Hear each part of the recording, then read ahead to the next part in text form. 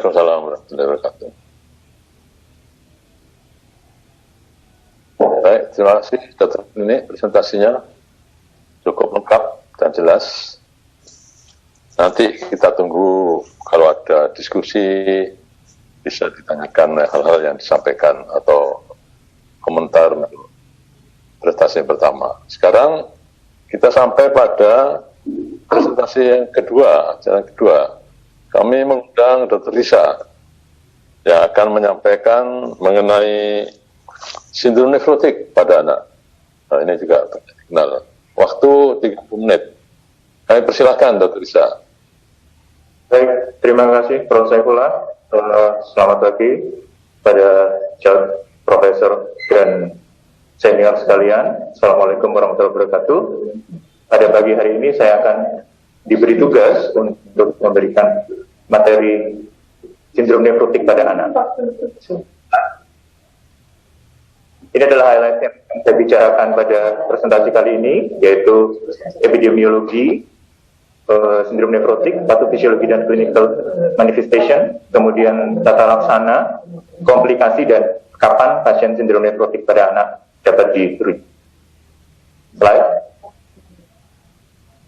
Insiden sindrom nefrotik pada anak ini sangat bervariasi di seluruh dunia. Jadi mulai dari 1,15 hingga 16,9 per 100.000 anak, sekitar 4,7 di rata-rata. Higher incidence ternyata pada South Asian. Di Indonesia disebutkan 6 dari 100.000 anak di bawah 14 tahun mengalami sindrom nefrotik. Di Dr. Sutomo, data kami mulai 2016 sampai 2020, kami mendapatkan 115 kasus baru sindrom nefrotik dengan angka kejadian laki-laki terhadap perempuan lebih besar 2:1. Slide.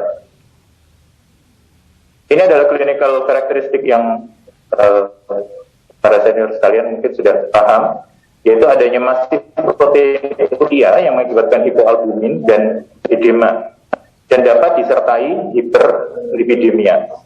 Jadi edemnya biasanya kalau yang di periorbita itu munculnya pada pagi hari, kemudian mengingat karena jaringan ikat di rongga mata itu longgar, jadi cairan akan lebih banyak berkumpul di sana. Kemudian pada saat anak sudah mulai aktivitas, biasanya keluhannya bengkaknya di mata sudah hilang, dok. Tapi begitu kita lihat, ternyata di kakinya jadi bengkak.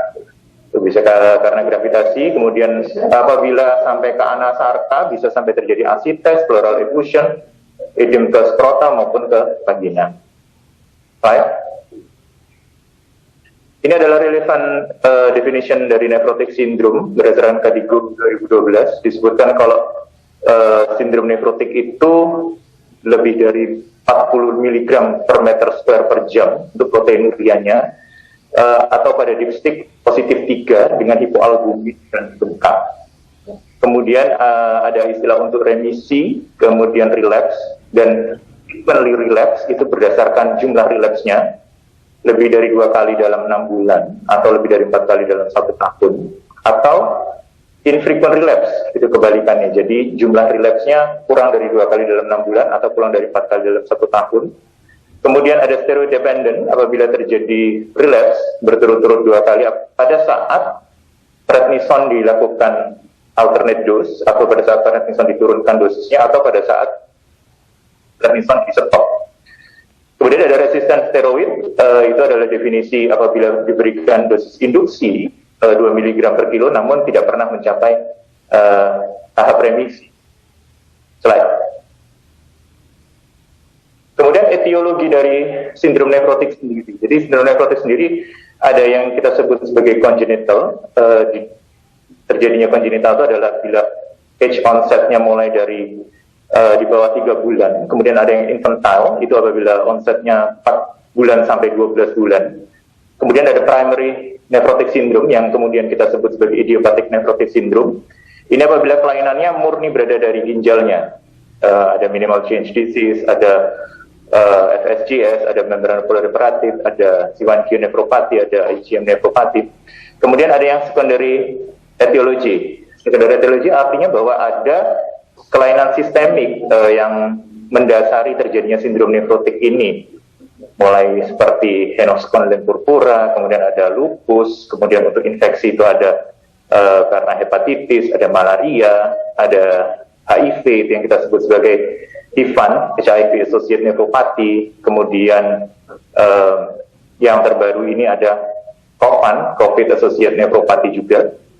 Kemudian slide bisa juga karena keganasan atau karena draft, kan dilaporkan juga ada yang terjadi sindrom nefrotik. Slide. Untuk steroid response itu ada klasifikasi dibagi untuk idiopatикnya. Slide. Jadi ada sensitive steroid nephrotic syndrome itu kurang lebih idiopathic nephrotic syndrome dibagi menjadi dua, untuk sensitive steroid syndrome dan resistant steroid nephrotic syndrome, itu sekitar 10-20%, dan yang sensitif itu pada anak-anak adalah 80-90%. Dari 80-90% itu ternyata 50%-nya menjadi dependent steroid atau menjadi frequent relapse, sedangkan sisanya menjadi infrequent relapse. Right? Kemudian berdasarkan gambaran biopsi itu ada bisa minimal change, ada focal segmental membranous nephropathy, ada membranoproliferative glomerulonephritis. Yang masing-masing daripada gambaran biopsi ini juga memiliki kekhasan. Misalnya pada minimal change biasanya usianya lebih muda, kemudian bentuknya biasanya sensitif terhadap steroid. Kalau yang jenis FSGS atau yang MPGN atau yang membranous nephropathy itu biasanya anaknya usia lebih besar, kemudian progresif untuk terjadinya penyakit ginjal kronis juga lebih besar. Slide berikutnya. Nah, ini juga berdasarkan kadar komplement di masing-masing tadi yang sempat Dokter Indi juga sempat menyinggung. Jadi ada yang komplemennya normal, tapi juga sindrom nefrotik, ada yang komplemennya ternyata juga rendah. Selama ini mungkin yang dipikirkan hanya apabila glomerulonefritis yang komplemennya rendah, ternyata kalau sindrom nefrotik juga bisa ada yang rendah. Slide berikutnya. Kemudian kami mendapatkan kasus anak perempuan usia 13 tahun, pasien ini dirujuk datang ke UGD dengan nefrotik sindrom. Keluhannya sudah bengkak sejak 2 bulan yang lalu, sudah mendapatkan terapi prednison 2 mg per kilo selama 6 minggu dan tidak pernah membaik, baik mau klinis maupun laboratorisnya. Dari pemeriksaan fisik kami mendapatkan tekanan darah pasien ini meningkat 150/100, kemudian kami dapatkan dengan edem di periorbita dan pretibial. Dengan hasil laboratorium darahnya sedikit hemokonsentrasi dengan HB17, lain-lain dalam batas normal, kemudian hipoalbumin dengan albumin 1,1 dan hiperkolesterol dengan 580. Didapatkan sedikit penurunan fungsi ginjal dengan GFR sekitar 60, dan pada pemeriksaan urin sedimen kami dapatkan proteinuria positif 4 dengan sedimen eritrosit positif 15 sampai 20. Slide. Jadi gimana nih pasien ini? Kita dapatkan dengan heavy proteinuria, hipoalbumin, edem, dan hiperlipidemia. Ini cocok dengan definisi tadi yang kita sebut sebagai sindrom nefrotik. Pasien ini juga ternyata dapat riwayat minum steroid 2 mg per kilo, tapi kok nggak ada respon. Nah, ini berarti masuk yang definisi resisten steroid. Tapi jangan lupa, ternyata dari pasien ini kita juga mendapatkan hematuri, kita dapatkan eritrosit dari pemeriksaan sedimen urinnya, dan didapatkan dengan hipertensi juga. Jadi berarti gimana? Apakah ini suatu acute nephritic syndrome? Dan disertai juga pada pasien ini ada penurunan dari fungsi ginjal. Jadi pasien ini juga kita dapatkan dengan kidney injury. Slide berikutnya. Sebagai satu fisiologi terjadinya sindrom nefrotik, pada gambar yang paling atas itu adalah penampang ginjal. Kita dapatkan tadi juga sempat dijelaskan oleh dokter ini, itu ada nefron sebagai satuan unit fungsional terkecil dari ginjal, di mana didapatkan glomerulus. Yang di sisi kanan itu ada gambaran yang berwarna biru, itu adalah lapisan epitel Podosit dengan food processesnya itu yang bagian yang kayak naik-naik ke atas. Kemudian di antara food processes itu ada jarak, itu yang disebut slit diaphragm. Kemudian lapisan yang kuning itu adalah membran, dan lapisan yang merah adalah fenestrate endothelium. Ketiganya ini membentuk suatu glomerular filtration barrier yang secara normal akan memfiltrasi partikel-partikel seperti protein, kemudian darah, agar tidak leakage dari vaskuler ke urin site. Pada gambar yang di bawah normal GFB itu kita dapatkan bahwa podosit masih mampu menyaring sehingga tidak terjadi kebocoran daripada protein. Sedangkan pada bagian yang bawah sendiri sebelah kanan itu kita dapatkan sudah terjadi effacement daripada podocyte. Jadi podositnya sudah menipis, mengakibatkan perubahan bentuk shape-nya, kemudian itu yang mengakibatkan protein bisa lolos sampai kita dapatkan protein di urin. Sedangkan kerusakan daripada podosit sendiri bisa karena mutasi di beberapa site, di nukleus, mitokondria, di glomerul basal membrannya juga, kemudian ada sitoskeletonnya juga. Slide berikutnya. Patofisiologi sindrom nefrotik sebenarnya sampai sekarang juga masih unclear, tapi 3 pemikiran utama yang diduga sebagai penyebabnya adalah adanya immune dysregulation, kemudian adanya systemic circulating factors yang sekarang sedang dibicarakan tuh sulfonylurekinase 5-plasminogen activator receptor atau SUPAR, dan yang terakhir adalah genetic mutations. Right? Yang ketiganya ini akan mengakibatkan apa yang kita sebut sebagai podositopati. Jadi podositopati itu akan terjadi kerusakan, kehilangan, atau berubahnya fungsi daripada podocyte. Akibatnya terjadi masih proteinuri. Masih proteinuri ini adalah hallmark, jadi penanda penting dari sindrom nefrotik. Nah, protein uri sendiri terdefinisi adalah apabila kita dapatkan protein pada urin sebesar 50 mg per kilogram berat badan per 24 jam, atau lebih dari 40 mg per meter square body surface area per jam, atau dengan pemeriksaan kuantitatif spot urine, urin protein creatinine ratio lebih dari 2000 mg per gram, atau untuk pemeriksaan kualitatif itu positif 3 pada dipstick. Slide. Kemudian hipoalbumin, karena terjadinya proteinuri yang masif, maka mengakibatkan serum albumin turun akibat ekspresi melewati urin, kemudian adanya pembongkaran kata albumin di renal tubul, dan disebut hipoalbumin yang nephrotic range adalah di bawah 2,5 mg per desiliter. Slide.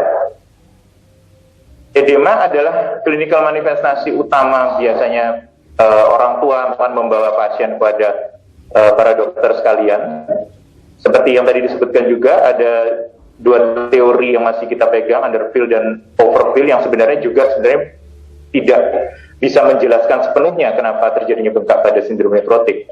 Tapi kalau underfill disebutkan karena penurunan oncotic pressure, jadi terjadi penurunan intravaskuler.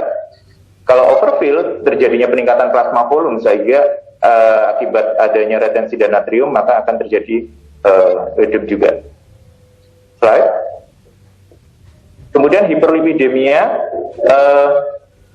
proses terjadinya akibat karena penurunan kadar albumin, maka tubuh akan mengkompensasi dengan membentuk protein dan melepaskan lipid. Albumin sendiri juga sebagai transport daripada lipid, jadi apabila kadar albuminnya rendah, otomatis kadar lipid di dalam darah juga akan meningkat.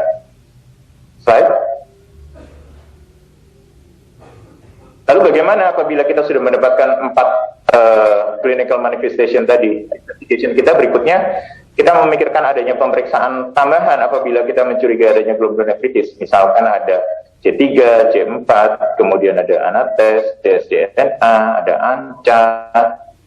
Kemudian juga dilihat apakah ada faktor untuk infeksi, kemudian perlu dipikirkan adakah kemungkinan untuk dilakukan pemeriksaan genetik. Slide. Kembali ke kasus tadi, jadi kasus tadi gimana? Kita dapatkan dengan sindrom nefrotik, tapi juga dapatkan dengan sindrom nefritik. Berarti ini adalah gabungan, kita bisa sebut sebagai nefritic syndrome. Kemudian kita dapatkan pasien juga dengan acute kidney injury. Sesuai dengan investigasi rules yang sebelumnya saya jelaskan, kita akan memeriksakan kadar komplement C3 dan C4 pada pasien ini. Begitu juga dengan ANA dan ds-DNA.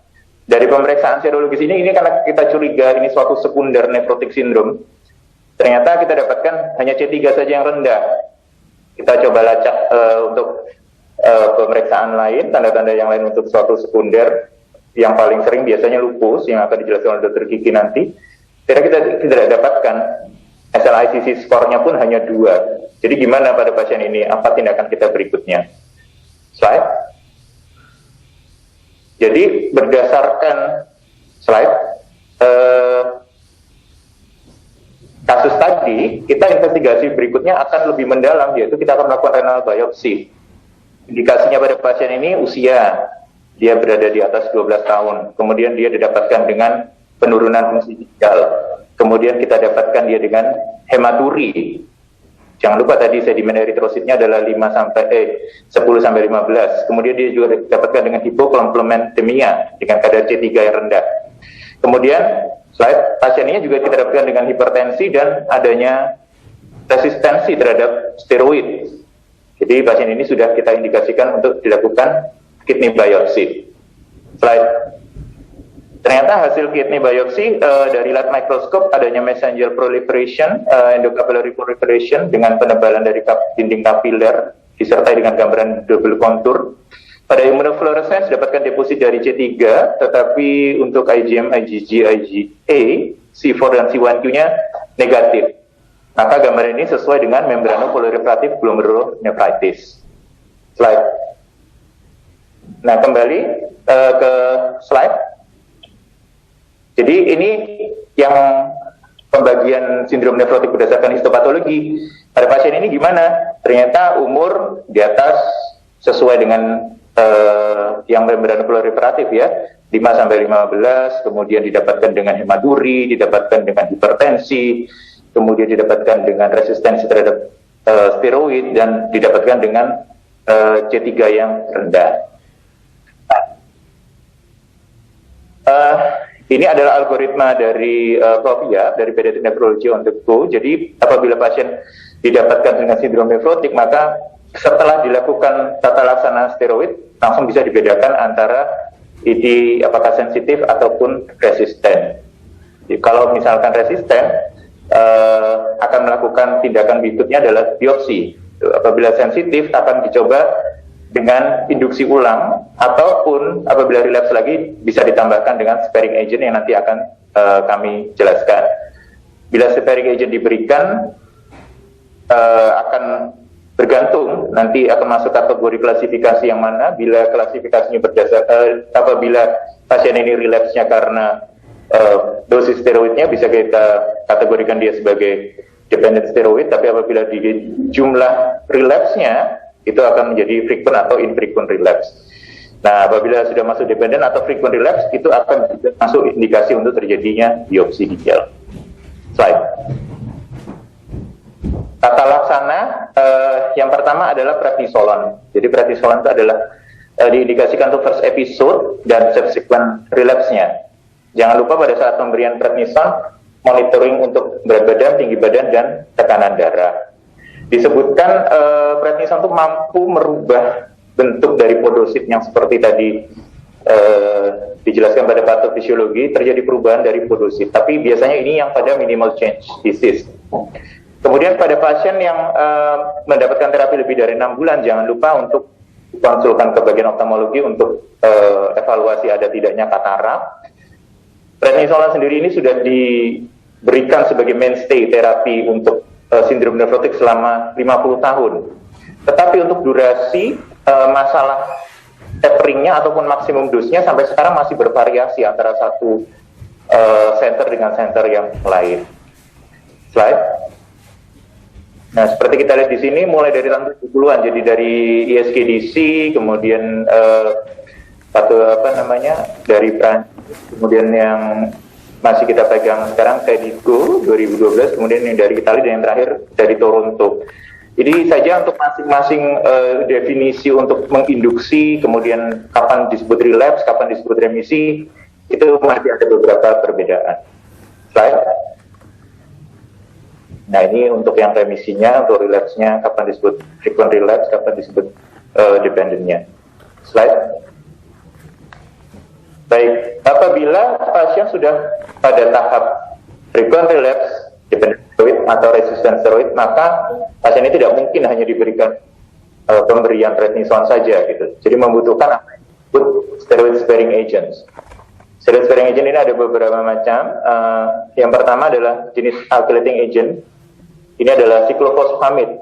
Ini termasuk yang first line-nya. Dengan mekanisme of action adalah deplete immune competent cells dengan menambahkan gugus alkyl pada DNA-nya. Yang paling umum, kemudian efektif untuk frequent relapse dan steroid dependent. Dosisnya biasanya diberikan 60 mg per meter square per hari dan ditapering menjadi 40 mg per meter square per hari.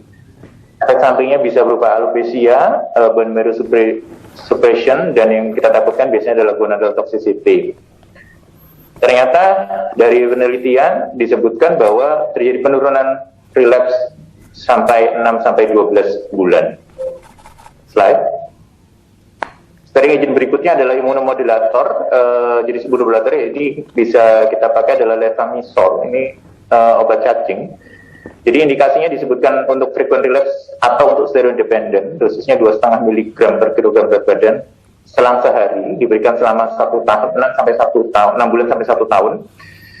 Mekanisme of action-nya masih belum diketahui secara jelas, tapi disebutkan mampu meningkatkan tipe 1 imun respon tipe 1 dengan efek samping berupa leukopenia, agranulositosis, hepatotoxicity, vaskulitis maupun encephalopati. Dapat menurunkan relapse rate saat dibandingkan dengan placebo atau hanya prednison saja. Slide. Kemudian ada calcineurin inhibitor. Ini mekanisme of action-nya adalah menurunkan T-cell activity dan stabilitas podosit aktin sitoskeleton. Ada 2 yang kita pilih, ada cyclosporin A atau yang berindikasi untuk steroid resistant dan steroid dependent, atau frequent relapse dengan minimal change yang gagal dengan steroid atau terkena toksisitas karena CPA-nya dan harus memiliki nilai GFR yang normal. Kemudian jangan lupa kalau memberikan cyclosporin A memang harus dilakukan pemeriksaan blood concentration, tetapi ini juga yang kami kesulitan di sini gitu karena biayanya cukup mahal. Jadi kita mengetahui kadarnya di dalam darah sudah cukup atau belum, itu untuk naik turunkan dosisnya, drug levelnya. Biasanya diperiksakan 2 jam pasca pemberian. Kemudian adverse effect-nya bisa nephrotoxicity, makanya kalau mendapatkan calcineurin inhibitor seharusnya dilakukan biopsi ginjal berkala, biasanya tiap 2 tahun, dan dipastikan sebelum dimulai pemberian cyclosporin A ini keadaan ginjal harus dalam keadaan baik. Kemudian dapat hirsutisme, diabetes, hipertensi, hiperkalemi, dislipidemia, dan gingival hiperplasia. Kami juga pernah ada kasus yang hiperplasi gingival. Efektif untuk mempertahankan remisi pada pasien dan tetapi pasien jadi disebutkan menjadi relapse apabila di stop pemberiannya. Jadi disebut cyclosporin dependence. Kemudian ada TAC atau tacrolimus, itu indikasinya untuk pasien yang gagal respon dengan antibun atau dengan mycophenolate mofetil therapy. Jadi ini yang lininya lebih tinggi lagi. Kalau cyclosporin tidak dapat digunakan, dapat juga dipilih tacrolimus karena munculnya cosmetic side effect dengan efek samping yang hampir sama juga, toxicity, diabetes, hipertensi, dan hiperkalemi. Slide. Kemudian adalah T dan B cell proliferation inhibitor. Ini adalah mycophenolate mofetil. Indikasinya adalah untuk pasien yang masih relapse selama dalam pemberian steroid dan cyclosporin A, atau sebagai alternatif apabila pasien mengalami cyclosporin A toxicity. Mekanisme of action-nya adalah menghambat enzim dari AMP dehydrogenase untuk LT dan sel B dengan adverse effect abdominal pain, gastritis, peptic ulcer, diare dan leukopenia. Slide. Kemudian ada monoclonal antibody. Ini kalau di sini kami masih belum memakai, tetapi pada saat kami dan dokter gigi juga waktu berada di luar, kita juga sudah memakai rituximab yang diindikasikan untuk steroid dependent atau steroid resistant, tapi yang tidak respon pada konvensional terapi. Mekanisme of action-nya adalah menurunkan CD20 untuk antibody spesifik untuk CD20 yang didapatkan pada B-cell. Jadi CD20-nya harus dibuat serendah mungkin. Dengan adverse effect bisa terjadi pulmonary toxicity dan bone marrow suppression. Right? Kemudian ada mizuribin ini tapi terbatas, tidak ada di hanya berada di Jepang. Ini tidak, tapi disebutkan tidak efektif untuk dependent steroid, tetapi pada penelitian di subgrup pada anak di bawah 10 tahun ternyata memberikan relapse rate yang lebih rendah daripada placebo. Yang terakhir adalah hormon ACTH dengan mekanisme of action dengan melanocortin yang dapat mengikat melanocortin reseptor express pada podosit yang dapat mengurangi terjadinya injury. Efektif pada frequent relapse atau dependent steroid. Slide. Jadi dari pemaparan di atas tidak ada satupun obat yang lebih superior daripada obat yang lain. Ini semua bergantung pada mekanisme dari penyakitnya, kemudian dari variasi manajemennya, kemudian perbedaan definisi seperti yang kami jelaskan berdasarkan center-center, kemudian variasi daripada clinical practice, artinya tidak semua obat ada di Surabaya, mungkin tidak semua obat ada di Jakarta, atau tidak semua obat ada di luar BPJS. Kemudian visit choice, jadi tergantung dokternya juga. Jadi saya pengen ini sebagai guideline-nya ada. First line-nya sparing agent cyclophosphamide dan levamisol biasanya. Nanti second line-nya yang mana? Nah, itu ada guideline-nya, tapi itu kembali ke physician choice. Slide. Kemudian general management adalah untuk secara umum itu infeksi harus segera diatasi. Diuretik ini saya beri tanda kutip karena harus hati-hati sekali pemberian diuretik, terutama untuk pada pasien dalam keadaan underfill atau dalam keadaan hipovolemik. Itu kadang-kadang kita udah gemes, udah bengkak, langsung aja dikasih diuretik, akhirnya pasiennya makin shock. Kemudian pasien dengan GFR normal, protein konsumsinya sesuai dengan anak sehat, kalori juga berdasarkan usia pasien. Slide.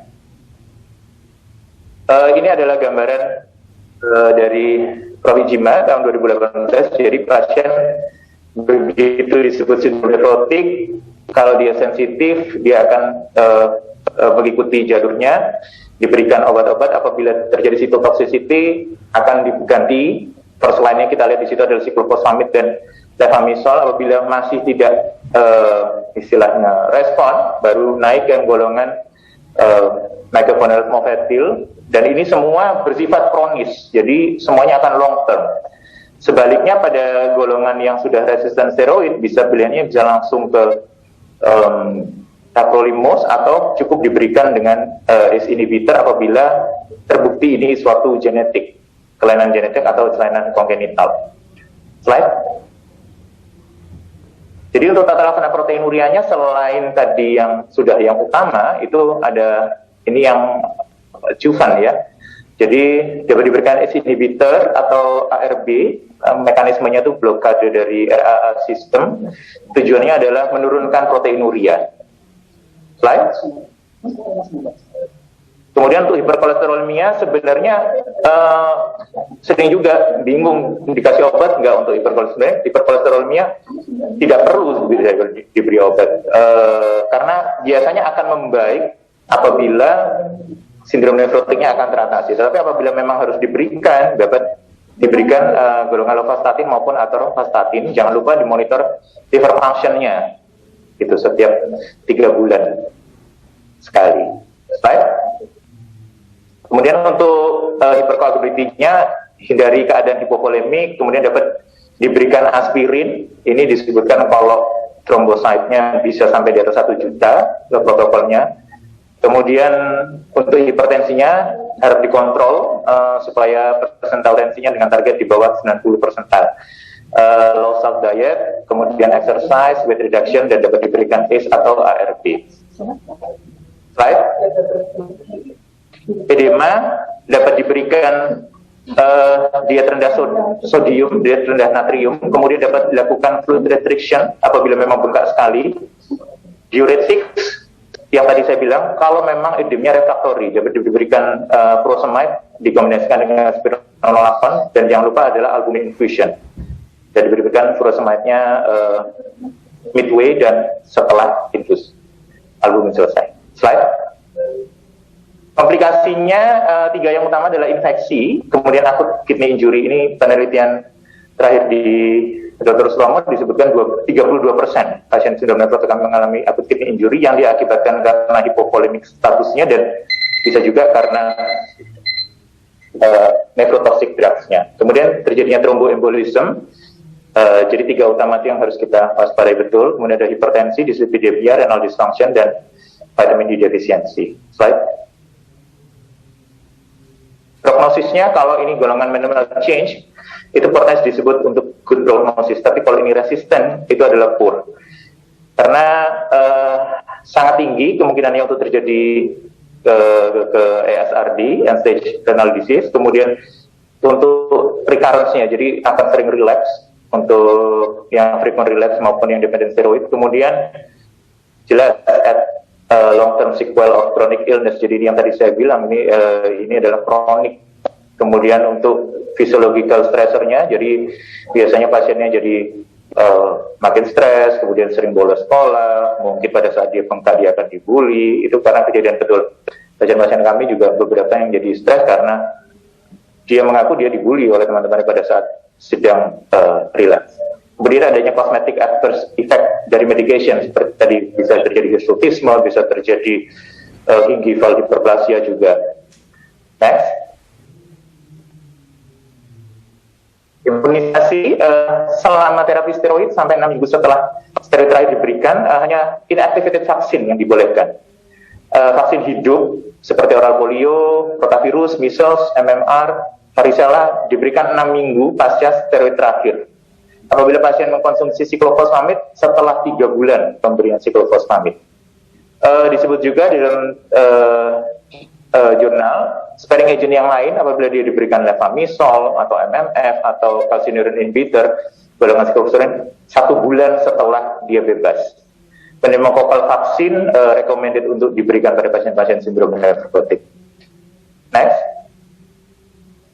Kemudian untuk para sejawat dokter anak sekalian, yang mungkin bisa kita titipkan adalah growth monitoring pada pasien ini. Mengingat pasien ini kan minum steroid jangka panjang, jadi efek sampingnya bagaimana. Kemudian untuk imunisasinya, mengikuti protokol kapan boleh dan kapan tidak boleh. Kemudian jangan lupa untuk memberikan follow up pada setiap visit gitu. Jadi UL-nya bagaimana, fungsi ginjalnya, tekanan darahnya, kemudian bagaimana dengan compliance. Jadi compliance juga salah satu ide yang bisa muncul pasien ini akan terjadi relapse atau tidak, terutama pada pasien-pasien yang kronis, mereka sudah bosan mungkin minum obat, jadi compliance ini sangat penting. Kemudian kemungkinan untuk terjadinya referral atau pasien akan dirujuk. Next. Nah, untuk indikasi merujuknya adalah kalau sindrom nefrotiknya terjadi pada usia di bawah 1 tahun atau di atas 10 tahun, atau bila disertai dengan riwayat keluarga dengan sindrom nefrotik, atau mungkin sindrom nefrotiknya muncul dengan gambaran yang kira-kira sekunder yang tadi saya sebutkan. Mungkin ada hipertensi, ada hematuri, ada penurunan fungsi ginjal, atau mungkin yang golongan lupus, mungkin ada artritis, ada rash, ada fusi pleura. Kemudian ada apabila sindrom nefrotik dengan severe complication atau dengan steroid resistant, frequent relapse, dan atau dependent steroid. Take home message-nya untuk para peserta sekalian, jadi heavy proteinuria ini adalah tanda penting dari nephrotic syndrome. Jadi kita harus mengontrol proteinuria, karena proteinuria ini yang akan membawa pasien ke dalam progresivitas daripada penurunan fungsi ginjal. Kemudian kita juga harus mampu meningkatkan kualitas hidup dari pasien itu sendiri supaya dia jadi produktif. Jadi walaupun nanti setiap bulan paling tidak dia harus bolos untuk kontrol, kemudian dia sering, kemudian harus sering opname, itu kualitas hidupnya harus ditingkatkan. Kemudian konsultan ribar, jadi kalau para sejawat senior dan guru besar sekalian mendapati kesulitan, kami sangat dengan senang hati untuk apabila mau ditanyain, kita membuka kalau ada yang ingin bertanya gitu, atau konsultasi, atau mungkin bisa dirujuk langsung ke poli ginjal anak, itu hari Senin dan Kamis untuk di Dr. Sutomo, atau kalau memang keadaannya memang akut bisa langsung ke UGD. Slide. Demikian pemaparan saya. Terima kasih, semoga bermanfaat. Wassalamualaikum warahmatullahi wabarakatuh. Waalaikumsalam warahmatullahi wabarakatuh. Baik, terima kasih Dr. Riza yang telah membedah sindrom nefrotik dari segala aspeknya dengan jelas. Oleh karena itu mungkin akan banyak pertanyaan nanti. Kita tunggu. Sekarang kita sampai pada pembicara terakhir. Kami persilahkan Dr. Rizky untuk menyampaikan makalahnya mengenai glomerulonefritis pada lupus anak ya. Kami persilahkan. Terima kasih Prof. Saifullah. Assalamualaikum warahmatullahi wabarakatuh. Selamat siang. Jadi pada hari ini kita sama-sama mengikuti satu rangkaian acara dalam memperingati World Kidney Day yang tahun ini jatuh pada tanggal 11 Maret. Jadi yang akan saya bawakan topik berikutnya adalah tentang glomerulonefritis dan autoimunitas pada anak. Slide. Ini adalah outline topik yang akan saya bicarakan dalam 30 menit ke depan. Slide. Yang pertama tentang glomerulonefritis. Jadi saya mulai dengan suatu ilustrasi kasus. Sebetulnya ini kasus yang benar-benar kami dapatkan di ruang Pona Nefro di Sutomo. Jadi anak P, laki-laki umur 10 tahun, datang dengan kencing berwarna seperti teh selama 2 hari. Disertai dengan adanya keluhan, ada pusing, mual muntah, dan bengkak. Dan didapatkan ada riwayat dari sakit kulit 1 bulan sebelumnya. Tidak ada di keluarganya yang menderita penyakit ginjal atau hipertensi. Dari pemeriksaan fisik didapatkan hipertensi 145/100, kemudian ada sedikit udem di peritibianya. Dari lab didapatkan albuminnya sedikit turun, tapi masih belum di bawah 2,5. Kemudian dari analisis yang menonjol adalah didapatkan hematuri dan juga ada protein uri. Nah, ini protein urinya yang menjadi sedikit masalah karena protein urinya nephrotic range 4+ dengan protein uri 24 jamnya memang di atas 50 mg per kilo per 24 jam. Jadi suatu protein uri yang masif. Kemudian kami workup lebih lanjut, didapatkan C3-nya rendah, kemudian komstesnya positif dan astonya juga positif. Dari jantung dan USG ginjal didapatkan hal yang normal. Jadi kalau dari kisah kasus dan lab yang sudah ada selama ini, sejauh ini sepertinya kasus yang mengarah ke GNA. Ya. Jadi ada sindrom nefritiknya, ada hematuri, hipertensi, dan ada udem. Kemudian didapatkan juga ada penurunan C3 dan asto yang positif. Tapi masalahnya kok ada protein urinya. Ini yang harus juga mendapat perhatian. Slide. Kita dapatkan daftar masalah. Jadi dari klinis kita dapatkan ada masalah di ginjal, nephrotic range proteinuria, hematuri dan hipertensi dengan riwayat dari sakit kulit dan ada asto yang tinggi, kemudian dapatkan C3 rendah. Nah, komstesnya juga positif. Coba kita masukkan ke kriteria SLIC untuk lupus sekarang. Ternyata cuma masuk 1 klinis dan 1 imunologis, jadi tidak memenuhi dari lupus. Slide. Nah, jadi apakah ini suatu GNA post-streptococcus karena astonya juga tinggi, atau suatu C3 glomerulopati yang lainnya? Slide. Jadi kami lakukan biopsi ginjal dan memang didapatkan adanya membranum proliferatif dari glomerulonefritis. Nah ini apalagi kan gitu ya. Jadi kita sekarang membicarakan tentang glomerulonefritis dan autoimunitas. Per definisi tadi sudah disebutkan button ini. Jadi glomerulonefritis adalah suatu inflamasi pada glomerulus dan kapiler yang terdapat dalam ginjal.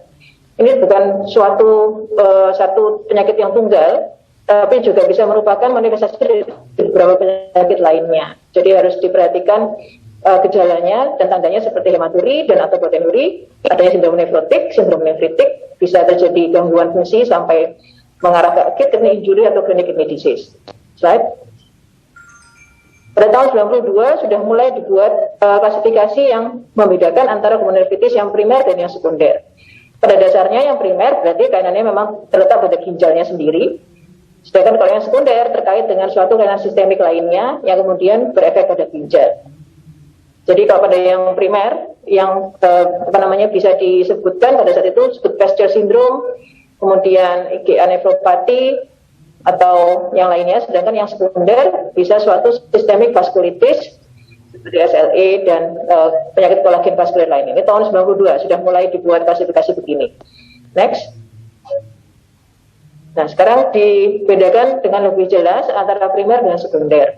Jadi primer biasanya nanti berdasarkan hasil pemeriksaan biopsi dari histopatologinya dibedakan menjadi proliferatif dan non proliferatif. Itu akan nampak dari ada tidaknya proliferasi dari sel-sel kemudian tubulis yang ada di dalam ginjal. Biasanya yang proliferatif itu nanti manifestasinya adalah nephritic syndrome, sedangkan yang non proliferatif nanti mengarah ke nefrotik. Jadi yang proliferatif itu seperti IgA nephropathy atau post infectious GNA atau membranum proliferatif atau RPGN, Repetitive Progressive Glomerulonephritis. Sedangkan yang non proliferatif yang manifestasinya bukan nefrotik, ya berupa minimal change disease atau FSGS atau membranous glomerulonephritis atau thin basement membrane syndrome, terus fibronectin glomerulopathy. Sedangkan yang sekunder memang biasanya terkait dengan peradangan dari pembuluh darah, karena memang glomerulus itu isinya kapiler ya, pembuluh darah yang banyak sekali di sana, sehingga peradangan di pembuluh darah sistemik pasti juga kena di ginjal. Yang paling banyak di sini kita dapatkan lupus nephritis, tapi juga ada yang lain seperti ANCA associated vasculitis atau notional line purpura nephritis, good Pasteur syndrome, polyarteritis nodosa maupun sarkoidosis. Next. Jadi tahun 92 juga sudah mulai dikenali. Ternyata dari beberapa penyakit yang tadi primer dan sekunder itu terkait juga adanya autoantigen yang sudah mulai muncul. Tahun 92 ya, jadi pada saat pemeriksaan belum terlalu sophisticated pada saat itu. Next.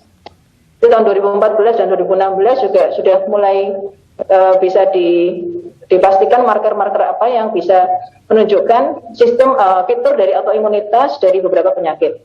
Jadi bahkan seperti GNA yang post infeksi, post streptokokal itu juga ada faktor autoimunnya. Jadi ada anti C1q, IgG dan sebagainya, angka anti-dsDNA dan banyak hal lainnya. IgA nephropathy juga begitu, dan anti-GBM nephritis dan teman-teman itu semua ternyata memang ada marker-marker autoimunitas yang terkait yang bisa kita jadikan untuk parameter. Next slide. Ini juga untuk penyakit yang tadi, jadi ini dibedakan lagi, ada yang berdasarkan serum C profile maupun yang autoimunnya sendiri. Next. Jadi memang pada ginjal itu ada dua peran yang bisa mempengaruhi. Jadi yang pertama memang bisa dipengaruhi oleh infeksi. Ya, jadi pada infeksi terutama pada bakteri dan jamur itu bisa menimbulkan peran dari interleukin 17. Demikian juga pada yang proses autoimun, itu juga akan memunculkan IL-17 yang meningkat, di mana sama-sama akan meningkatkan sitokin dan juga akan meningkatkan influx dari efektor di situ. Tapi yang satunya meningkatkan produksi autoantibody kalau pada yang triggernya autoimun, sedangkan pada yang infeksi akan faktor yang melindungi jaringan. Sehingga pada yang autoimun nanti akan timbul proses berupa inflamasi kronik dan kerusakan jaringan. Dan pada yang infeksi, maka proses untuk clearance dari patogen akan dimulai dan juga untuk repair dari kerusakan jaringan yang terjadi. Terutama terjadi pada infeksi-infeksi seperti Escherichia coli yang uropatogenik maupun pada yang jamur seperti Candida albicans. Next slide. Tadi sudah disebutkan untuk ini juga. Jadi glomerular tissue injury itu memang terjadi melalui beberapa langkah, beberapa tahap proses ya. Jadi memang pasiennya sudah mempunyai genetik faktor secara herediter menjadi faktor resiko atau faktor predisposisi. Itu disebut dengan first hit. Kemudian dengan adanya trigger dari faktor lingkungan, bisa dari ini maupun yang lainnya, maka akan membuat teraktivasi sistem innate imun respons di situ melalui jalur komplement dan TLR, toll-like reseptor. Nah, ini sistem imun yang non spesifik. Kemudian yang berikutnya akan terjadi dari sistem imun yang non spesifik menjadi yang spesifik. Jadi menjadi tergantung pada antigennya atau antigen spesifik reaksi pada sistem imun tersebut. Dan itu kemudian yang melibatkan sel T dan sel B dan akhirnya terjadi represi inflamasi yang berkelanjutan sehingga timbul kerusakan pada glomerulus. Next slide. Ini juga sama seperti yang gambar tadi. Jadi ini juga menunjukkan bahwa bisa terjadi injury atas stimulus dari infeksi maupun dari autoimun yang kesemuanya akan akhirnya melibatkan sistem imun yang spesifik, sel T dan sel B, dan menimbulkan kerusakan pada jaringan glomerulus. Next.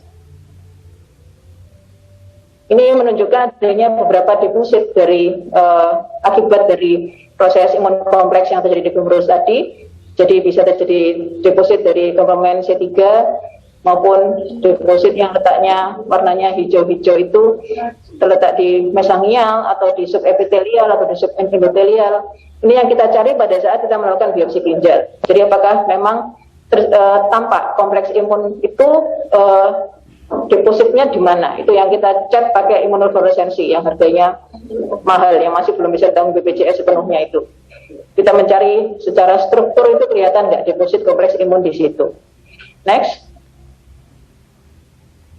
Ya, dan ini juga glomerulotubular feedback. Jadi pada proses yang normal, glomerulus normal, akan terjadi toleransi di situ bila terjadi injury, tapi bila sudah injurinya berat, maka tubulus juga akan ikut rusak. Jadi bisa terjadi tubulus interstitial nephritis juga pada akhirnya. Jadi glomerulus yang sudah melewati batas kompensasinya, maka juga akan merusak tubulusnya. Dan ini yang kita cari juga pada biopsi ginjal. Next. Jadi sekarang kita bicara tentang clinical manifestation dari GN dan autoimunitas ini. Vaskulitis itu dibagi menjadi beberapa kategori berdasarkan besar kecilnya pembuluh darah. Jadi ada yang small vessel, medium vessel, dan large vessel vaskulitis. Di sini kita bicara pertama yang tentang ANCA-associated vasculitis juga. Ini termasuk yang medium vessel ya. Jadi ada yang disebut dengan mikroskopik polyangitis, dan ada yang disebut dengan granulomatosis polyangitis atau Wegener's granulomatosis. Ini munculnya pada pasien berupa bercak-bercak kemerahan pada kulit. Ini pertanda adanya peradangan dari pembuluh darahnya. Next slide. Ini salah satu vaskulitis juga yang terkena pada pembuluh darah yang kecil, yang disebut dengan Henosion line purpura nephritis. Terkena pada kulit, persendian, usus, dan ginjal. Jadi seringkali datang pertama dengan kolik abdomen yang berat, yang bisa dikira suatu appendicitis, sudah dibuka, dioperasi, diambil appendixnya, ternyata masih tetap nyeri, dan baru kemudian muncul bercak-bercak purpuranya. Ini seringkali terjadi. Jadi kita sering menerima yang sudah post appendektomi. Jadi bercaknya tidak bersamaan munculnya. Jadi kalau sudah muncul begini, kolik abdomen dengan purpura, ingat pertama kali tentang HSP, nephritis. Kita cari ada nefritiknya atau tidak. Tidak selalu muncul soal nefritiknya. Kalau misalnya ada nefritiknya, maka pada biopsi ginjal akan tampak deposit dari imunoglobulin A dan C3. Itu yang hijau-hijau itu adalah pemeriksaan dengan pengecatan imunofluoresensi. Itu tadi kita cari dengan deposit kompleks imun di ginjal tadi. Maka akan tampak dia hijau gitu, akan flare up ya. Itu tadi betul suatu HSP nephritis. Next. Berikutnya juga ada yang disebut dengan Busch-Pasteur syndrome. Ini suatu anti-glomerular basement membrane disease. Jadi ada immunoglobulin G antibody yang melawan glomerular basement membrane-nya sendiri dan juga paru. Jadi kalau Busch-Pasteur ini kenanya di ginjal dan paru. Kalau tadi HSP kenanya di ginjal, usus, kulit, dan persendian, kalau ini ginjal dan paru. Jadi kalau ada penyakit-penyakit vaskulitis itu biasanya sistemik ya, jadi kita harus mencari ke organ lain. Ya. Jadi kalau sudah ada batuk darah, nah itu harus hati-hati, itu kan suatu blood pressure syndrome. Kalau kita biopsi ginjalnya, maka akan nampak decrescent di situ. Jadi kalau yang sebelah kiri itu gambarnya normal, glomerulosnya masih bagus kelihatannya. Yang sebelah kanan sudah mulai tampak hancur decrescent-nya. Dan kalau diperiksa 0%, pada normal nggak akan keluar apa-apa. Sedangkan pada yang anti GBM atau blood pressure ini maka akan kelihatan ada deposit kompleks imun yang warnanya hijau itu. Jadi yang kelihatan flare itu ya. Next. Ini salah satu juga variasi yang lain dari vaskulitis disebut dengan polyarteritis nodosa. Ini kalau pada ginjal maka akan bisa menyebabkan gangguan fungsi dari ginjal dan hipertensi. Next slide. Ini juga ada sarkoidosis, dia terbentuk granuloma, bisa juga kena di ginjal tapi tidak terlalu sering. Biasanya kalau muncul juga akan menyebabkan batu ginjal karena bisa ada ekstra kalsium dalam urinnya. Next slide. Nah, sekarang kita bicarakan kasus yang paling sering kita dapatkan di Indonesia ini adalah lupus nefritis. Jadi di ilustrasi kasus, seorang anak perempuan umur 14 tahun, datangnya dengan pusing, ada mual muntah dan bengkak, ternyata juga ada urinnya berwarna kecoklatan, sudah 2 minggu, tidak ada riwayat apapun sebelumnya, tensinya 148/85, jadi ada hipertensi, kemudian sedikit anemik dengan adanya asites dan berudem di plateletianya. Dari pemeriksaan lab memang didapatkan anemia HB-nya 8, leukopenia dengan 3.900, albuminnya juga agak turun 2,7, ada hematuri dengan sedimen eritrositnya 100 lebih, tapi juga ada protein uri 14 dan 24 jamnya juga di atas 50 mg, jadi memang masif. Jadi anemologinya didapatkan C3 dan C4-nya rendah semua. Ini juga pasien beneran ya, jadi memang kita baru dapat di ruangan bulan lalu. Astonya negatif, kumtesnya negatif, anantidesdenanya negatif. Dari itu didapatkan ada efusi perikard, sedikit tapi ada. USG-nya normal. Nah, kalau jadi dari kisah seperti ini, ya ada nefritik pasti, ada hematuri, hipertensi, dan udem. Kemudian masalah berikutnya, protein urinya muncul. Jadi tidak murni nefritik, pasti ada nefrotiknya. Coba next slide. Kita daftar lagi. Renalnya memang muncul ada nefritik range protein uria, hematuri dan hipertensi. Jadi nefritiknya masuk tapi ditambah dengan nefrotik. Kemudian serositisnya ada perikard efusi, ada anemia leukopeni, kemudian antidesdenanya positif dan C3 dan C4-nya rendah semua. Jadi saya negatif mestinya ya. Jadi kalau dimasukkan ke kriteria SLIC untuk lupus, maka sudah ada 4 di kriteria klinis dan 1 di kriteria imunologis. Nah, slide. Jadi apakah ini suatu lupus nefritis? Kita biopsi, slide, jawabannya memang benar, kelas 4 lupus nefritik. Ya, jadi kriteria SLIC-nya memang sesuai dengan apa yang kita dapatkan dari biopsi. Jadi tadi kasus pertama, nefritik, ada nefrotiknya, ada protein urianya ternyata menjadi GNAPS yang ada versi membranoproliferatifnya. Yang kasus kedua juga nefritik, didapatkan ada nefrotik dan imunologinya yang memenuhi kriteria SLIC memang betul ternyata lupus nefritik. Jadi berbeda ternyata hasilnya ya. Next slide. Sekarang kita bicarakan tentang lupus nefritik. Jadi per definisi ini adalah suatu inflamasi kronik di ginjal yang disebabkan oleh satu SLE, jadi systemic lupus erythematosus. Ini mengenai glomerulusnya, tubulum interstisial dan juga kelainan dari pembuluh darah yang ada dalam ginjal. Jadi kalau SLE sendiri bisa kena ke semua organ sebetulnya. Jadi mulai dari otak, mata, paru, jantung, ginjal, liver, semua bisa terkena SLE ini. Next slide. Secara epidemiologi didapatkan bahwa prevalensinya kalau pada dewasa sekitar 340/100.000 anak, tetapi sebetulnya 15-20% dari SLE dewasa itu sudah dimulai pada saat anak. Ini harus disadari juga ya, karena masih ada beberapa internis yang tidak menyadari bahwa lupus itu bisa ada pada anak. Jadi kalau diangkakan, ternyata keterlibatan ginjal pada SLE itu cukup besar. Bisa sepertiga sampai 2/3 pasien lupus itu pasti ada ginjalnya. Dan bahkan pada anak 60-80% itu dimulai gejalanya justru dari ginjal. Jadi ini yang sekarang harus benar-benar disadari. Jadi kita benar-benar jangan sampai kita kelewatan, gitu. Karena ini eman-eman. Kalau di sini kondisinya bisa berat sekali saat awal, tapi begitu kita terapi bisa membayangnya dramatis. Jadi kalau bisa memang kita sadari sejak awal. Biasanya kita dapatkan pada anak-anak yang sudah remaja. Jadi kalau kurang dari 5 tahun itu jarang biasanya. Dan biasanya pada perempuan. Secara epidemiologi juga lupus ini tergantung pada ras. Jadi pada orang hitam, black, dan yang Asia itu yang paling tinggi 40-80% atau sampai 60% itu terjadi lupus. Maka pasien lupus ini jarang kita dapatkan di Amerika atau Eropa yang orang Kaukasia. Itu sebabnya guideline lupus ini jadinya lebih jarang muncul dari mereka. Ini harus dilakukan penelitian dan penyusunan guideline-nya oleh orang Asia atau orang-orang Afrika, karena makanya didapatkan pada kelas tersebut. Next slide. Etiologinya lebih banyak didapatkan saat ini ya, masih tergantung pada predisposisi genetik. Jadi tergantung dari beberapa gen, banyak yang masih belum diketahui.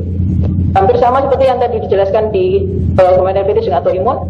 Jadi orangnya atau pasiennya sudah punya herediter, faktor risiko beberapa gen yang sudah pasti beresiko. Kemudian ada trigger dari faktor lingkungan. Ini kemudian akan mengaktifkan sistem imun. Jadi pada dasarnya itu yang terjadi. Nah, heritability ini sekitar 66% lebih daripada kembar. Juga kalau kembar identik ya pasti lebih besar resikonya untuk terkena juga. Next slide.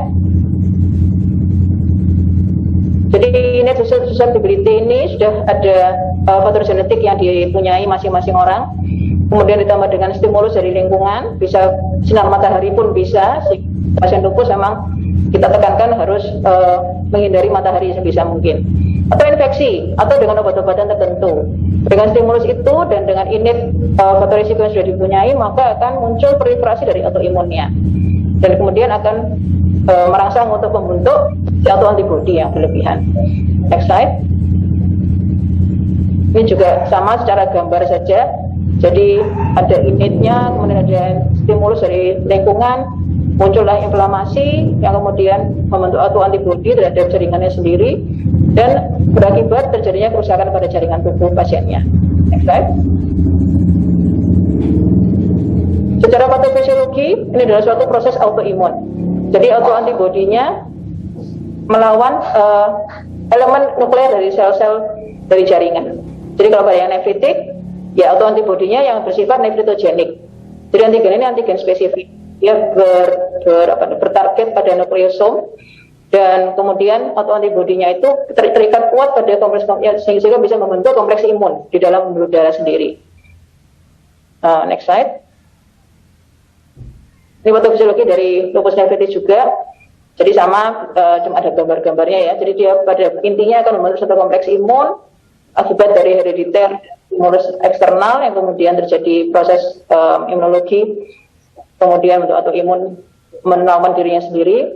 Dan itu kalau dilihat dari kulit peradangannya itu yang terjadi, sehingga makanya kok bisa muncul merah-merah di kulit pada pasien vaskulitis itu karena memang juga ada autoantibody yang merusak pembuluh darah termasuk di pembuluh darah di kulit.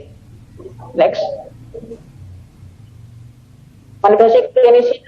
Next slide. Jadi ini sudah dikenal sejak tahun 500-800 sejarahnya ya, jadi sejak zaman Hippocrates. Jadi dulu disebut dengan lupus karena dianggap lukanya itu sama seperti luka bekas luka serigala, diserang serigala. Jadi seperti yang gambar di paling kiri itu. Kemudian bisa berupa butterfly rash atau discoid rash, atau bisa seperti Raynaud phenomenon seperti pada yang telapak tangan itu, atau yang 3 gambar itu adalah neonatal lupus. Jadi bayi baru lahir dengan ibu yang lupus juga bisa muncul lupusnya pada bayi yang baru lahir tadi, dan kemudian setelah diterapi maka jadi terlihat perbaikannya secara baik ya. Next slide. Kalau pada ginjal lupus nephritis 100% pasti ada protein uri. Ini harus dipikirkan. Jadi nefritiknya ada tapi pasti ada protein urinya. Kemudian yang paling sering juga didapatkan mikroskopik hematuri. Makroskopiknya jarang. Jadi yang kalau kelihatan gross malah jarang. Itu ada warna-warna urin di situ. dijajar di botol-botol itu. Jadi hematuri itu tea colored ya, bukan yang merah banget, justru warnanya seperti teh. Tapi yang sering adalah mikroskopik hematuri, dan juga didapatkan gangguan di tubulusnya dan gangguan fungsi ginjal biasanya pada saat awal. Jadi memang 60-80% anak itu muncul dengan gangguan di ginjalnya dulu. Dan yang sudah terjadi. Jadi protein urinya tampak berbusa sekali. Itu kalau pasiennya sudah hafal biasanya. Dok, saya sudah kumat lagi, sudah pipisnya sudah mulai ada busanya. Next slide. Sekarang diagnosis. Next. Jadi dulu kita menggunakan kriteria dari American College of Rheumatology (ACR) tahun 82 yang direvisi tahun 97. Nah, kemudian pada tahun 2012, jadi yang pakai yang ACR itu dulu 4 dari 11. Ya, mungkin kalau para alumni dari UNER masih ingat ya, dulu 4 dari 11 gitu ya. Tapi akhir-akhir ini tahun 2012 kita sudah pakai kriteria yang baru, pakai SLIC kriteria sekarang. Systemic Lupus Erythematosus Collaborating Clinics. Sebenarnya mereka publikasi tahun 2012, tapi kita baru aktif menggunakan 3-4 tahun terakhir. Jadi ini ada kriteria klinis dan kriteria imunologis, minimal didapatkan 4, tapi masing-masing harus ada 1. Jadi boleh 1 klinikal 3 imunologi atau 3 klinikal 1 imunologi, pokoknya totalnya 4 dan masing-masing ada 1. Ya, jadi ini lebih tertata ya. Next slide. Next slide. Jadi menggunakan SLIC dan ACR ini sudah ada perbandingannya. Memang didapatkan pada kriteria SLIC yang baru, itu ternyata bisa mendeteksi lebih dini untuk pasien-pasien juvenile SLE. Jadi dengan evidence begini ya, kita sekarang beralih ke SLIC yang 2012. Slide. Nah, sekarang kapan kita melakukan biopsi ginjal pada pasien lupus nefritik? Sebetulnya untuk mendapatkan apa? Data apa yang kita butuhkan dari kidney biopsi? Yang kita butuhkan adalah klasifikasi. Jadi ISN RPS itu sudah mengklasifikasikan lupus nephritis menjadi 6 kelas. 6 kelas ini sampai kelas 6. Kenapa kok harus dikelas-kelaskan gini? Karena itu akan menentukan protokol terapinya, outcome-nya, prognosisnya, dan patient care-nya. Jadi kita sekarang mau menjelaskan dan menggunakan protokol yang mana itu tergantung dari kelas lupus nephritisnya yang kita dapatkan dari biopsi. Dan dari algoritma itu juga sudah ditentukan kapan kita harus melakukan biopsi ulang pada pasien-pasien tertentu. Next slide. Nah, ini perbedaan dari masing-masing kelasnya. Jadi yang kelas yang paling ringan kelas 1. Kelas 3 dan 4 yang paling cepat menyebabkan gangguan fungsi ginjal, jadi menjadi CKD yang berat. Kelas 5 dan 6 juga biasanya sudah terjadi gangguan fungsi ginjal yang kronik ya, sudah CKD kronik. Next slide. Nah, jadi kalau masih kelas 1, maka kita bisa bilang bahwa tidak perlu steroid dulu. Karena ini sudah kondisinya paling ringan dan belum memerlukan terapi yang jangka panjang. Dan resiko untuk jatuh ke end-stage renal disease itu masih jarang. Tapi begitu naik kelasnya kelas 2, apalagi kelas 3 dan kelas 4, itu sudah resikonya untuk jadi end-stage itu lebih tinggi, sehingga harus diberikan terapi yang sifatnya jangka panjang untuk mengendalikan, terutama protein uri ya. Jadi yang paling merusak itu adalah protein uri. Gitu. Jadi kelas 2 kita bisa bilang bahwa dengan protokol terapi yang kita berikan, responnya biasanya bagus, complete respon. Jadi tidak akan sampai ke end stage biasanya. Kelas 3 dan kelas 4 ini yang memerlukan combine biasanya imunosupresannya. Jadi ini yang lebih sering end stage. Dan sayangnya ini yang lebih sering dijumpai kelas ini. Sedangkan kelas 1, 2 itu lebih jarang. Ya, next slide. Dan kita juga sering mengecek aktivitas dari lupus itu bagaimana, serta kondisitas dari lupusnya pada jaringan ginjal. Ini yang menghitung biasanya kalau untuk kondisitas dilihat dari biopsi ginjal. Jadi biasanya kita lakukan secara berkala juga untuk melihat pada saat dia kambuh lagi. Next slide. Sekarang tentang terapi atau tata laksana. Jadi terapi utama adalah imunosupresan. Karena ini suatu proses autoimun, maka tentunya imunosupresan lah yang menjadi lini pertama. Kita berikan kortikosteroid dengan kombinasi bisa dengan mycophenolate mofetil atau azathioprine atau golongan CNI seperti cyclosporin atau tacrolimus. Bisa juga dengan cyclophosphamide dan pada kasus tertentu mungkin memerlukan plasmapheresis. Dan jangan dilupakan terapi adjunktifnya juga harus sama-sama diberikan. Diberikan hidroksikloroquine, kemudian protein urinya itu dengan ACE inhibitor atau ARB. Jangan lupa dikontrol hipertensinya dan hiperlipidemianya. Kalau ada antifosfolipid juga harus diberi tata laksana. Dan yang penting juga hindari NSAID.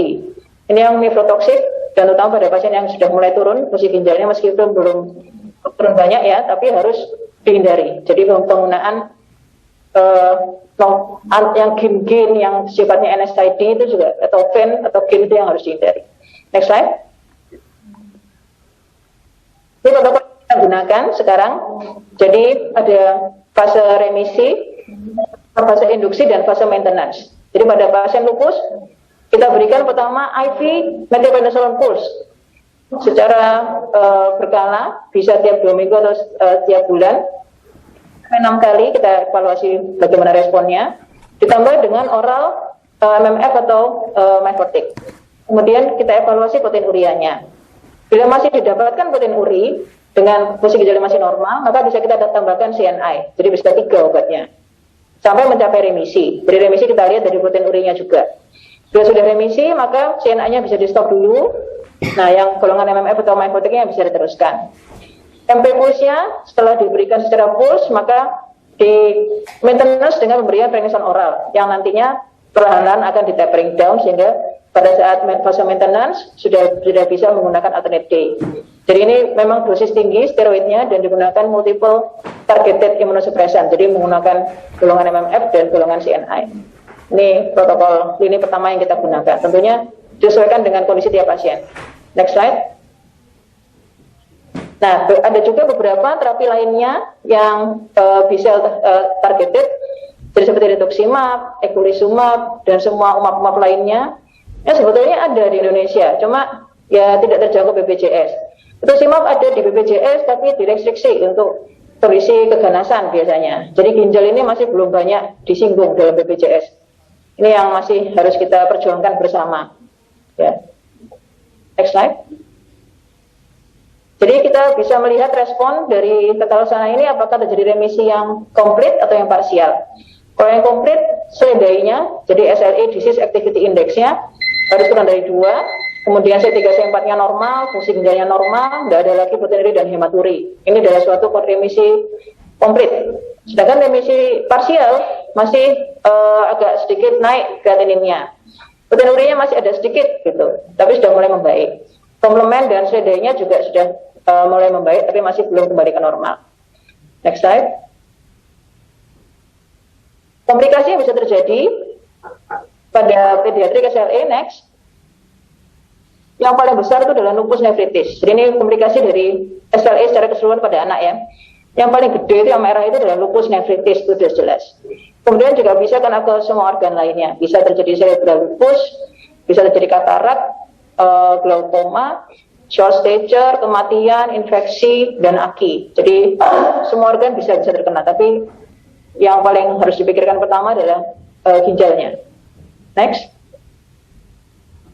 Prognosisnya bagaimana pada pasien lupus? Jadi harap diingat, itu saya beri stabilo kuning. Lupus nefritis itu adalah suatu faktor risiko yang mayor untuk terjadinya morbiditas dan mortalitas pada pasien SLE. Seberapa besar mayornya ini? Pada resiko end-stage renal disease, sepertiga dari lupus akan menjadi end-stage. Jadi sepertiga itu walaupun diterapi kayak apapun, ya tetap aja nanti sepertiga akan jatuh ke end-stage. Utamanya kelas 4 bisa sampai setengahnya, bisa jatuh ke end-stage. Nah, tugas kita adalah memperlambat progresivitasnya nantinya. Untuk 5-year survival rate dari renal survival, artinya survive tanpa dialisis, 5-year-nya masih cukup bagus, sekitar 90%, 10-year-nya mulai turun, jadi mulai 70%. Mortalitasnya juga berbeda. Kalau SLE tanpa nefritik, maka masih sepertiganya dari SLE yang sudah ada nefritiknya. Dan 10-year survival rate akan membaik kalau lupus nefritis bisa mencapai remisi. Nah, ini sebabnya saya bilang tadi bahwa deteksinya harus sedini mungkin supaya terapinya juga bisa dilakukan segera. Karena perbaikannya bisa dramatis dan itu berakibat jangka panjang. Next slide.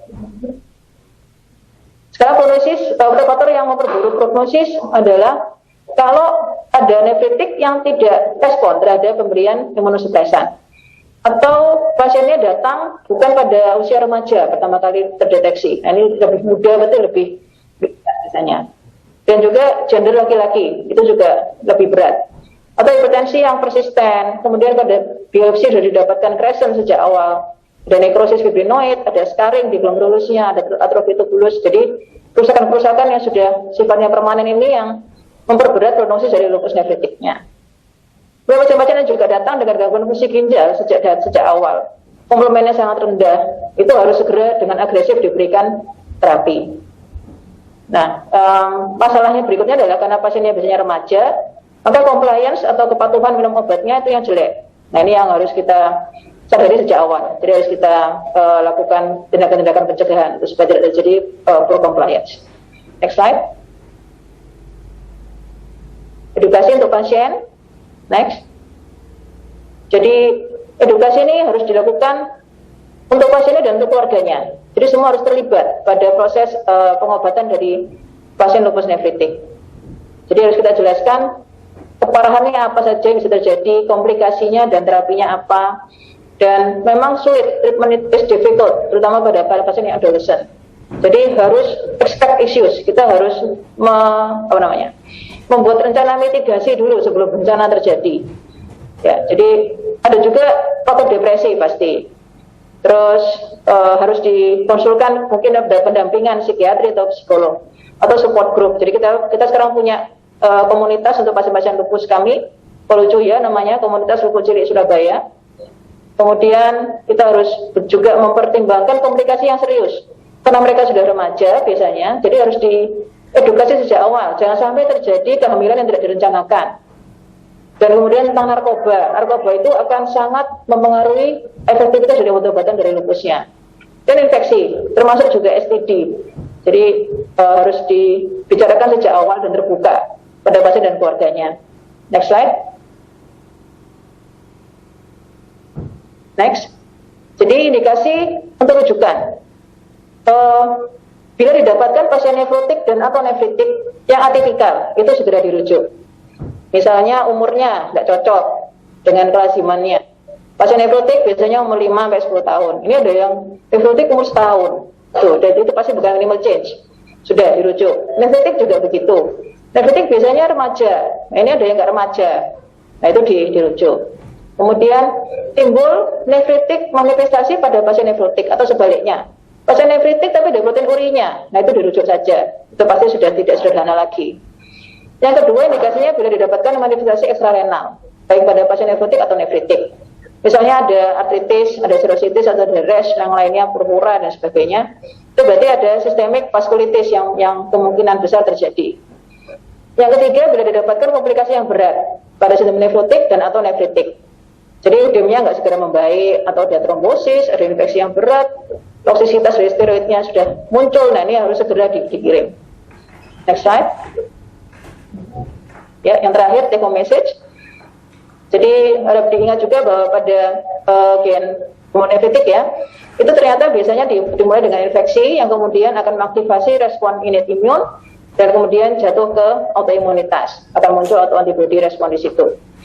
Dan jangan lupa untuk selalu rajin memeriksa urinalisis. Ini bisa menentukan diagnosis dan juga untuk monitoring progres dari disease pada pasien nefritik maupun nefritik. Jadi semua pasien di poliklinik nefro kami sudah hafal, kalau datang nggak bawa UL itu udah pasti diomeli udah. Jadi harus periksa UL. Kemudian SLE pada anak itu adalah suatu kondisi yang multisistemik, tidak bisa diprediksi bagaimana perjalanan penyakitnya. Ada yang tenang-tenang aja, ada yang gelodakan sampai harus ventilator, harus cuci darah, kadang-kadang plasmaferesis. Dan spektrumnya berbeda dengan dewasa. Pada dewasa lupus ini tidak terlalu berat biasanya dan tidak terkena ginjal. Itu bedanya. Jadi harus dipertimbangkan untuk multidisiplin manajemen. Kemudian assessment dilakukan juga harus dengan beberapa cara pada pasien-pasien yang nefrotik ini. Sampai pada biopsi dan scoring dari aktivitas atau kronisitasnya. Dan ini suatu chronic disease yang memerlukan kolaborasi dengan internis, dengan adult kolik. Jadi kita harus memastikan bahwa dia nanti akan cukup baik kondisinya sampai masanya dia harus ditransfer ke dewasa. Jadi itu juga harus dipertimbangkan long term outcome dan transition of care-nya. Jangan sampai di sini dia diopeni dokter anak biasanya mulai kecil sampai dia dewasa itu kan lebih open kita biasanya ya, ditanyai obatnya diminum atau enggak, gimana dia di sekolah dan sebagainya. Kalau sama internis dibiarin gitu, karena pasiennya banyak biasanya kalau internis ya, nanti ada yang terus gondok, enggak mau minum obat, enggak mau kontrol. Nah itu harus dibicarakan sejak awal. Nanti kalau kamu sudah pindah ke dewasa, harus bisa bertindak seperti dewasa, bertanggung jawab atas dirinya sendiri. Itu yang ditegakkan sejak awal. Kemudian future management, kita masih berharap pada terapi-terapi yang sifatnya molekuler targeted. Jadi supaya bisa lebih mengontrol kondisitas dari penyakitnya, terutama potensi yang harus kita kontrol. Dan jangan lupa early referral can save lives and long term renal survival. Tolong jangan lama-lama bila sudah memang indikasi rujukan, jelaskan dengan baik ke pasiennya. Semoga tidak ada masalah dari pasien dan dari BPJS biasanya ya, supaya bisa di-refer sedini mungkin, supaya nanti juga outcome-nya bisa lebih baik. Dan pada akhirnya kalau pasien-pasien ginjal anak ini bisa lebih baik kondisinya, maka nanti dia akan menjadi orang dewasa juga yang lebih sehat, dan negara dan dunia ini akan lebih baik dengan banyak orang yang sehat dan produktif. Sekian, terima kasih.